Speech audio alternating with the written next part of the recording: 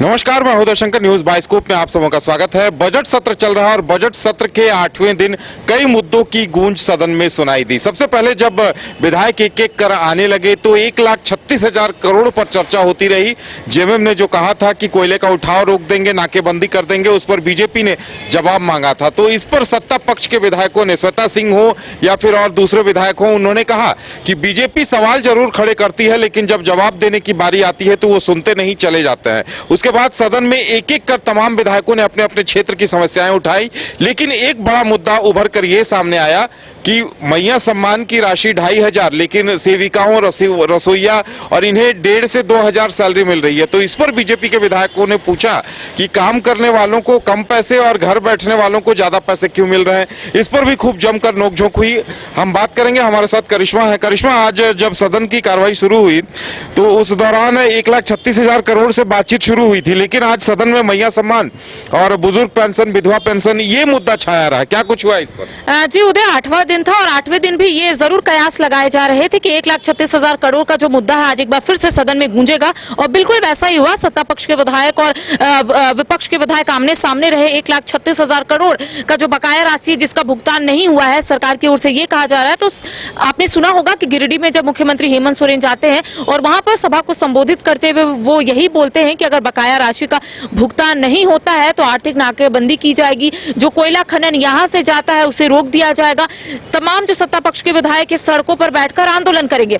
लेकिन आज विपक्ष के पास एक मुद्दा रह गया। विपक्ष का कहना है कि पहले हिसाब किताब दे, उसके बाद ही हम लोग सोचेंगे कि आखिर कहां से, कौन से डिपार्टमेंट से कितना राशि जो है वो खर्च की गई है। इसके साथ ही देखिए, आज जब वॉकआउट हुआ, बीजेपी के विधायक वॉकआउट किए, उसके बाद सत्ता पक्ष के पास एक मुद्दा हो गया कि जब हम लोग उनसे जवाब मांगते हैं, जब हम लोग अपनी बात को उनके तक पहुंचाने की कोशिश करते हैं तो तमाम जो विपक्ष के विधायक है बाहर चले जाते हैं। और आज जब हमने विपक्ष के विधायकों से बातचीत की तो उनका कहना है कि जब हम सवाल करते हैं तो जवाब हमें नहीं मिलता है, माइक ऑफ कर दिया जाता है। और इसके साथ ही कई जो विधायक है वो पक्षपात का आरोप लगा रहे थे कि स्पीकर जो है इनकी बात नहीं सुनते। देखिए, आपने सही कहा कि मैया सम्मान योजना को भी लेकर लगातार विपक्ष जो है वो सवाल उठा रहा था। पहले विपक्ष का कहना था कि सरकार के पास उतना फंड नहीं है, उसके बाद सरकार की ओर से जब राशि आवंटित की गई उसके बाद भी विपक्ष का विधायकों का कहना है कि कब तक मिलेगा ये तो वक्त बताएगा। साथ ही साथ उनका यही कहना है कि जब 56 लाख महिलाएं इसमें ऐड है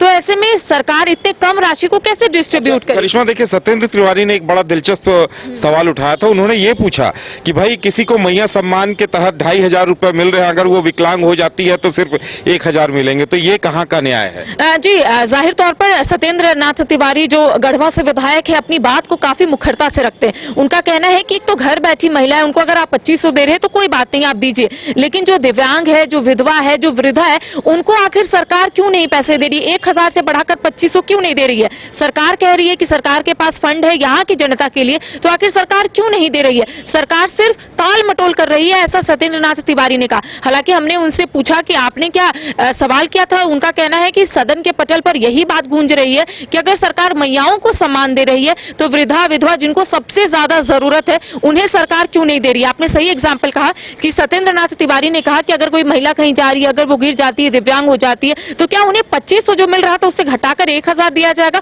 तो ऐसे में वो लगातार सवाल पूछ रहे हैं। उनका ये भी कहना है कि सवालों का जवाब नहीं मिल रहा है, जिस वजह से विपक्ष के जितने भी विधायक है इसी तरीके से वॉकआउट करेंगे अगर आने वाले समय में उन्हें सवालों का जवाब नहीं मिलता है। चलिए, हमारे साथ मदन भी है, मदन से भी बातचीत करेंगे। मदन, देखिए, ये तमाम चीजें चलती रही। इस बीच फर्स्ट हाफ में हमने देखा था कि कई जनहित के मुद्दे, कई विधायकों ने अपने अपने क्षेत्र के मुद्दे उठाए, चाहे वो कृषि कार्य से जुड़े हों। अब जयराम महतो ने एक बात ये भी कही कि कोयलांचल के इलाके में अब लोकतंत्र की जगह लाठी तंत्र चल रहा है। आउटसोर्सिंग कंपनियां जो हैं वो गुंडों के जरिए अपना काम कर रही हैं। अरूप चटर्जी और इन तमाम विधायकों ने अपने अपने कई मामले उठाए। बिल्कुल, देखिए, जो धनबाद क्षेत्र से विधायक आते हैं उन्होंने ये जरूर मामला उठाया है। तो अब आज के अगर सदन की कार्रवाई की बात करें तो ये आपको देखना और समझना होगा कि सदन जब सुचारू रूप से चल रहे हैं तो कई ऐसे मुद्दे आ रहे हैं जो पीछे छूट जाते थे, जो सदन में चर्चा नहीं होती थी, जिस पर सरकार एक्शन लेती है, वो नहीं होते थे। तो ये चीज़ें निकल कर आई, चाहे सत्ता पक्ष के विधायक हो या विपक्ष के विधायक हो। देखिए आज जैसे हेमलाल मुर्मू ने ही 10 किलो अनाज की कटौती का मामला फिर से उठाया, तो अब इसमें चीज़ें निकल कर आ रही है कि केंद्र से भी कुछ सहयोग लिया जाए या फिर राज्य में जो व्यवस्थाएं हैं उसको सुदृढ़ की जाए कि आखिर किसानों को 10 किलो 1 क्विंटल में क्यों सूखा उनको भुगतना पड़े, उसका पैसा उनको क्यों नहीं मिले। तो ऐसे में जब आज कृषि विभाग के बजट पर चर्चा हो रही थी तब जयराम महतो ने भी ये सवाल उठाया कि कृषि ये बजट तो देखने में बहुत अच्छा लगता है, लेकिन ये बजट जब गांव तक पहुंच जाए और गांव का विकास हो जाए तभी ये संभव है। राजीव गांधी का भी जिक्र करते हुए उन्होंने कहा कि राजीव गांधी कहा करते थे कि जब केंद्र से पैसे चलते हैं तो 1 रुपए में सिर्फ 15 पैसे पहुँचते हैं, 85 पैसे जो है वो इधर उधर चले जाते हैं। तब उन्होंने एक बातें और कहा कि इतने भारी भरकम बजट तो बनाए जाते हैं, लेकिन एक भी 4402 पंचायत है लगभग इस राज्य में, लेकिन एक भी पंचायत ऐसा बताएं जो कृषि पर आत्मनिर्भर है। तो ऐसे में अभी भी काम करने जरूरी है, काम अधूरे हैं और उसको पूरा करने की ज़रूरत है। ये बजट सिर्फ आंकड़ों में नहीं बल्कि ज़मीन पर उतरना चाहिए और कृषि के क्षेत्र में आत्मनिर्भर बनाना चाहिए। गांव में देश का दिल बसता है, गांव से ही विकास की पहली लकीर जो है वो शुरू होती है। तो जब तक गांव आत्मनिर्भर नहीं बनेगा तब तक ये नहीं होगा। तो कृषि पर फोकस करते हुए आज जब चर्चा हो रही थी तो तमाम कई सदस्यों ने अपने सुझाव दिए कि कृषि को और आगे ले जाने के लिए हम लोगों को क्या करना होगा। ये प्रदीप यादव जो विधायक हैं कांग्रेस के, उन्होंने ओबीसी और एससी छात्राओं के लिए जो छात्रावास है उसमें निःशुल्क भोजन और सुविधाएं जो है कब से शुरू करने का भी मामला उठाया। तो हम ये कह सकते हैं कि सरकार के सामने जो कमियां हैं उसको लाया जा रहा है, जो सुधार की ज़रूरत है वो लाया जा रहा है। तो एक बेहतर माहौल में सदन की कार्रवाई जब चल रहा है तो कई चीज़ें निकल कर आ रही है और राज्य से जनता से जुड़े हुए सवालों के समाधान भी हो रहे हैं। मदन, प्रदीप यादव ने एक काफी अहम मसला उठाया सहारा के पैसों को लेकर कि आखिर राज्य सरकार की तरफ से पहल हो रही है, केंद्र सरकार की तरफ से इस पर चुप्पी साधी गई। उन्होंने सुझाव भी दिए, वित्त मंत्री राधाकृष्ण किशोर ने भी उस पर अमल करने की बात कही। हाँ बिल्कुल, देखिए ये बातें लगातार उठ रही है और ये कहा जा रहा है, सत्ता पक्ष और विपक्ष दोनों की तरफ से ये बातें कही जा रही है कि जिस तरह से सहारा का पैसा जो है वो पूरे राज्य से जुड़ा हुआ मामला है। एक व्यक्ति नहीं बल्कि एक क्षेत्र नहीं, पूरे राज्य के लाखों हजारों इसके लाभुक जो हैं वो उसमें फंसे हुए हैं, जिनको कि इससे राहत मिलनी चाहिए, उनके पैसे की वापसी होनी चाहिए।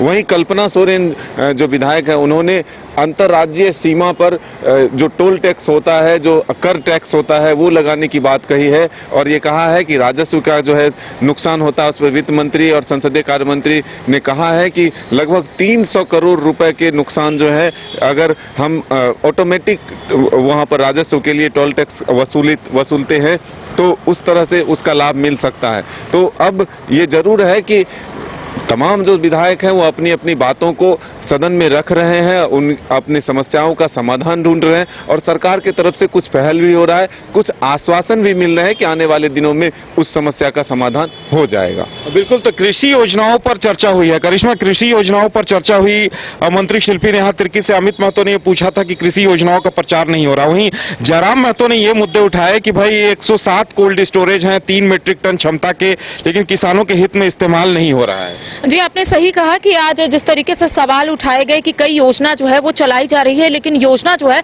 वो लोगों तक नहीं पहुंच पा रहा है, यानी कि प्रचार प्रसार उतना बेहतरीन तरीके से नहीं हो पा रहा है। तो यहाँ पर सुझाव जरूर दिया गया कृषि मंत्री शिल्पी नेहा तिर्की को। इसके साथ देखिए सभी लोग सुनते हैं कि आखिर डुमरी विधायक जयराम महतो कौन से मुद्दे उठा रहे, क्योंकि वो सारे तथ्य के साथ अपनी बात को रखते हैं। उन्होंने कहा कि कोल्ड स्टोरेज है, 107 कोल्ड स्टोरेज है, लेकिन वो यूज में नहीं आ रहा है। तो सरकार इस दिशा में भी कोई पहल करे ताकि वो यूज में आए, लोगों को फायदा हो। इसके साथ ही धान खरीद को भी लेकर उन्होंने अपनी बात रखी है। तो देखिए आज तो जो बजट सत्र जो चल रहा है उसमें आज कृषि विभाग को लेकर जो बजट आया उस पर चर्चा हुई है। तो ऐसे में सभी जो विधायक है वो अपनी तरफ से सुझाव जरूर दे रहे थे और ये बताने और समझाने की कोशिश कर रहे थे कि जो योजना चल रही है उसे कैसे और प्रचार प्रसार करे, कैसे लोगों तक पहुंचाए ताकि लोगों को समझ में आए कि आखिर योजना कौन कौन सी है। जी चलिए, तो कुल मिलाकर कई मुद्दों पर सार्थक चर्चा हुई है, हंगामा हुआ है 1,36,000 करोड़ को लेकर, मैया सम्मान की राशि को लेकर, और इसके साथ महत्वपूर्ण मुद्दे भी उठे हैं, चाहे कृषि योजनाओं की प्रचार प्रसार की बात हो या फिर